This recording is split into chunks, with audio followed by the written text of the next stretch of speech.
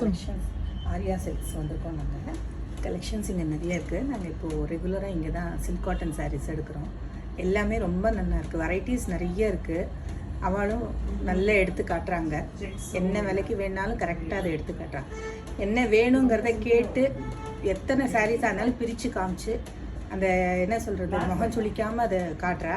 ரொம்ப அதுக்கு ஹாப்பியாக இருக்குது. ரொம்ப நாங்கள் தாம்பரத்துலேருந்து இங்கே வந்து வாங்குகிறோம். இப்போ ரெகுலராக இங்கே வந்து வாங்குகிறோம். நாங்கள் ரொம்ப ஹாப்பியாக இருக்குது இங்கே வந்து வாங்குறதுக்கு.